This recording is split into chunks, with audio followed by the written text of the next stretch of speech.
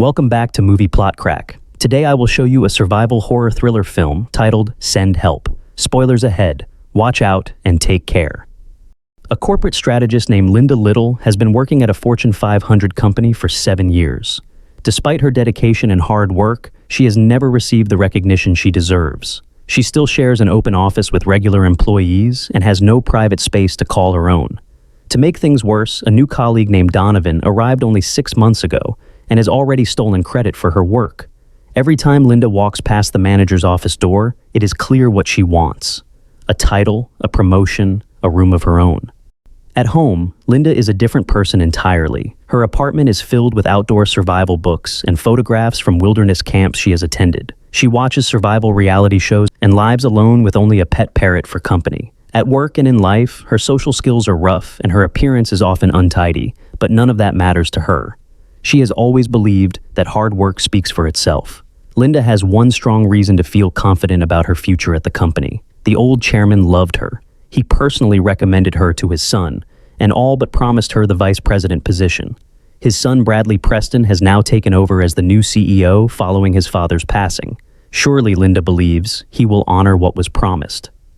The next morning, Linda is sitting at her desk eating a tuna sandwich she made herself when Bradley makes his grand entrance as the new CEO. She quickly wipes her mouth and rushes over to greet him and show her loyalty. But Bradley is not paying attention to what she is saying. He is staring at the spot on her mouth she missed. He gives her a polite but empty response and moves on.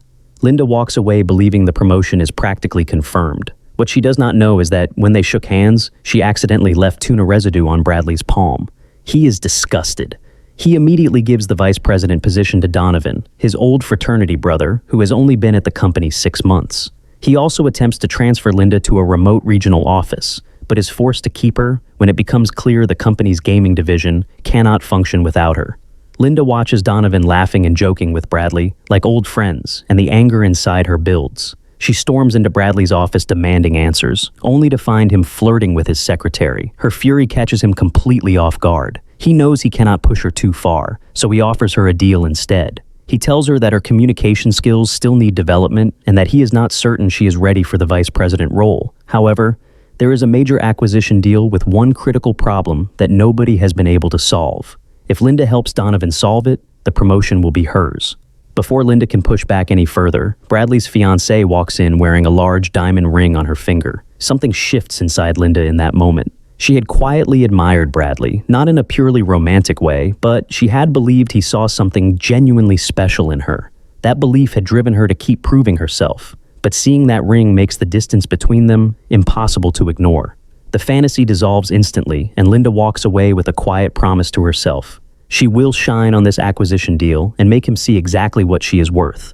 Several weeks later, Linda boards Bradley's small private plane along with Bradley, Donovan, and a few others, heading to Bangkok to work on the acquisition. During the flight, Linda works non-stop and finally finds the perfect solution to the one problem blocking the entire deal. She finishes the document, removes her headphones, and looks up to find Bradley and Donovan huddled together, watching old footage of Linda from a wilderness survival reality show she once appeared on. They are laughing and mocking her openly. Something snaps inside Linda. A strange calm settles over her as she looks at them and thinks about the years she has spent trying to earn their respect. She closes her laptop without saving the document. As if the world itself agrees with her decision, the plane immediately hits severe turbulence. The cabin shakes violently and the flight attendants rush everyone back to their seats. The plane fights through a raging storm before a bolt of lightning strikes the hull. An engine catches fire and the fuselage begins to split apart.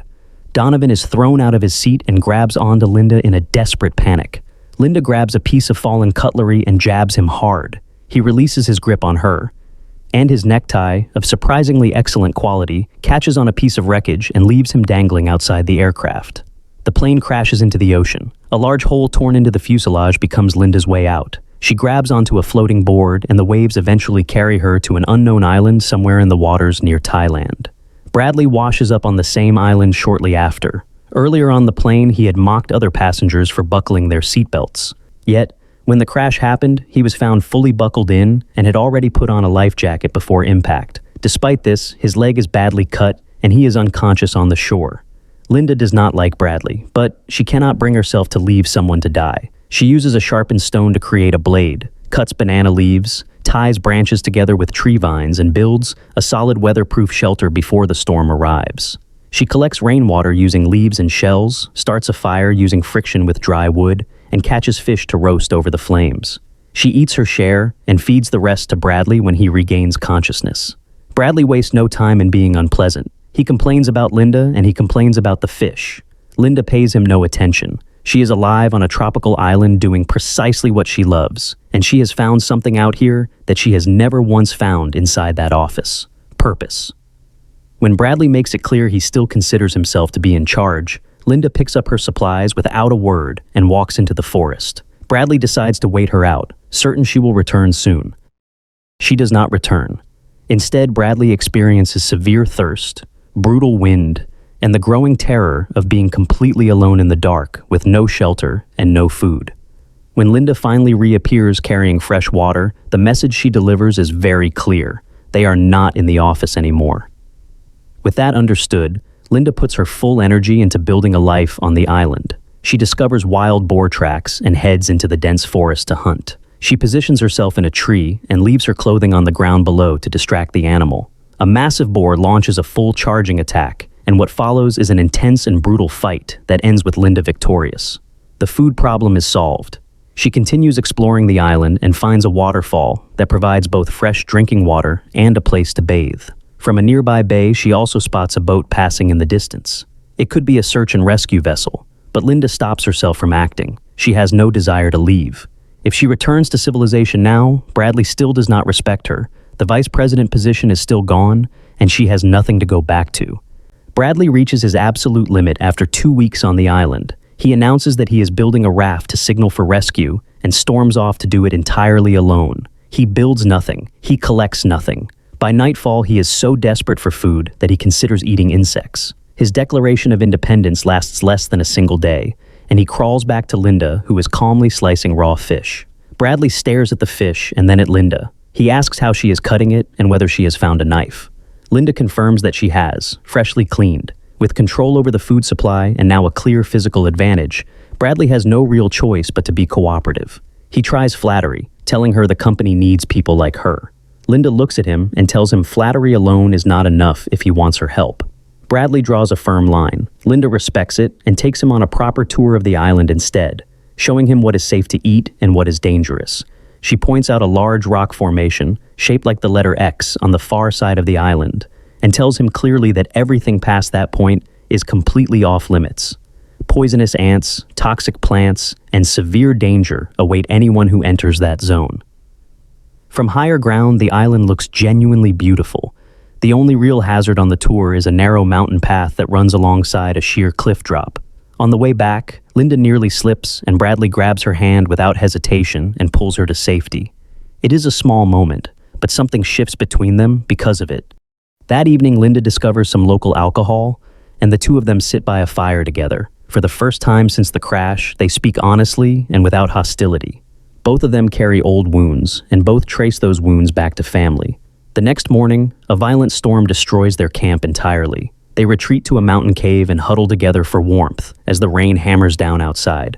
Two people with damaged histories, somehow fitting together perfectly in the dark. When the storm passes, Bradley has changed. He goes out without being asked and gathers materials to rebuild the camp. He offers to cook dinner as a way of thanking Linda and follows through on it, preparing a proper meal of fish, meat, and wild berries. Linda is genuinely moved by the effort. She eats one of the berries. She watches Bradley carefully as he finishes eating, and then, without warning, pulls out a raft he has been secretly constructing and hiding for days. He loads it with supplies, wades into the surf, and pushes off toward the open sea. But the raft is not strong enough. Several large waves tear it apart, and Bradley is knocked unconscious and dragged back to the beach by the tide. Linda drags him above the waterline and performs CPR as her own body begins to reject the berry she ate. She vomits while trying to save his life, but does not stop until he is breathing again. The berry was poisonous, and Linda knew it the moment it hit her tongue and tasted bitter. She chose not to react because she did not want to believe Bradley had set a trap, and because she knew the small amount she consumed would not be fatal. She stayed alert and waited. Bradley had clearly not thought that far ahead. After Bradley recovers, Linda passes him a skewer of what appears to be grilled squid. He eats it gratefully. It is blue-ringed octopus, one of the most venomous marine animals in existence. The toxin it carries causes complete muscle paralysis and cannot be neutralized by normal cooking. Linda caught the creature a week earlier and has been keeping it as a carefully guarded secret weapon. Within minutes, Bradley cannot move, cannot raise his voice, and cannot call for help. He is entirely at Linda's mercy on an empty island with no one coming to assist him. Linda tells him a quiet story about a dog she once owned that kept running away. As punishment, she took away its favorite things. After that, the dog never ran again. Bradley ran. So, now she applies the same principle. After this experience, Bradley fully understands his position on the island. He works when asked, he follows instructions, and he stops testing Linda's patience. 2 days later, while Linda is out gathering fruit, a boat appears near the island's shore. On board alongside the captain is Bradley's fiancée. Linda thinks quickly. She cannot claim Bradley is not on the island because the fiancé will search it regardless. She has no choice but to confirm he is alive. But if Bradley and his fiancée reunite and return to civilization together, everything closes in on Linda. She will face consequences she cannot survive. The boat captain gives her an unintended opening. He mentions that the quickest route to the other side of the island runs along the cliff path, where the rock has been severely eroded by weather over the years. The fiancé asks Linda to lead the way up to the ridge. Linda goes ahead alone up the path. That night, Linda kneels at the water's edge as the waves wash over her hands. She hears her name being called from somewhere behind her. She turns. The fiancé has somehow crawled back out of the ocean and onto the beach, alive and reaching out toward her. Linda wakes up. It was a dream. The guilt follows her through the days that come after. Bradley notices her deteriorating state and goes out alone to find food. While setting a trap near a wild boar trail, he discovers the boar feeding on something in the undergrowth.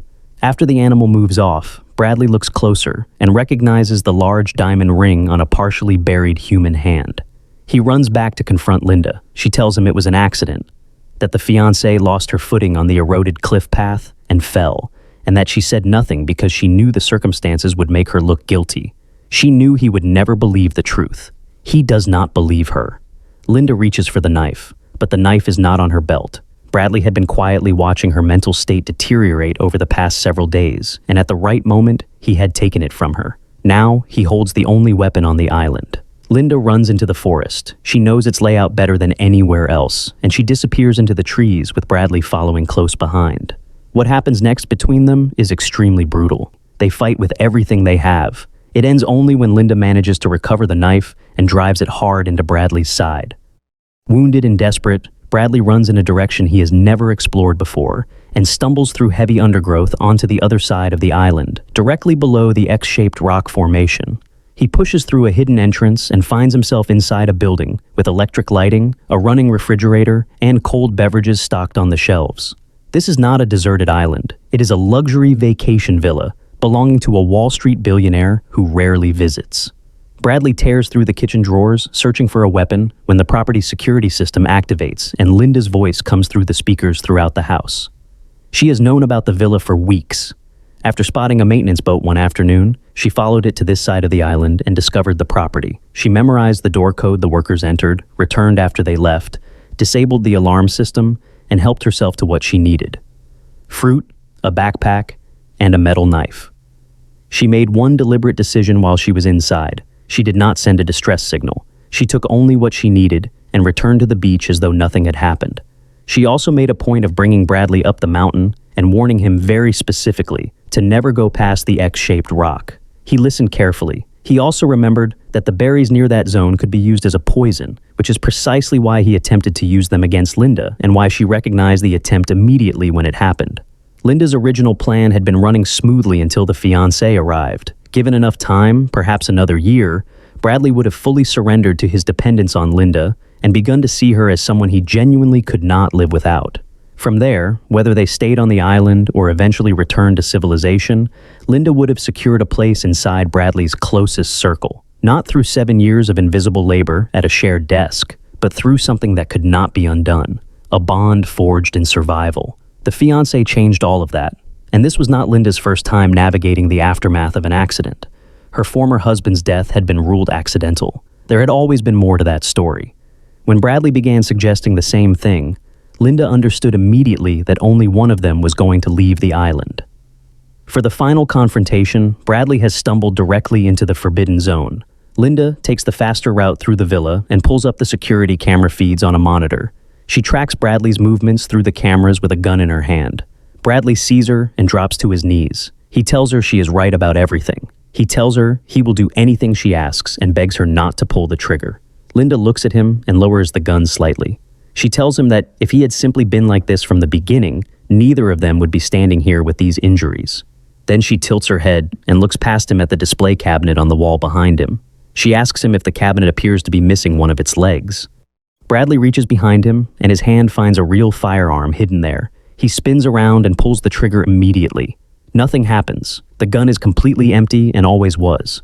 That is the reason Linda never fired it. She was not moved by his confession. She was simply out of ammunition and waiting for him to make his move. Bradley realizes this one moment too late. Linda picks up a nearby golf club and uses it on the man who has always considered himself a golf enthusiast. In the end, Linda builds a sturdy and reliable raft and leaves the island, and returned to civilization as the sole survivor of a catastrophic plane crash.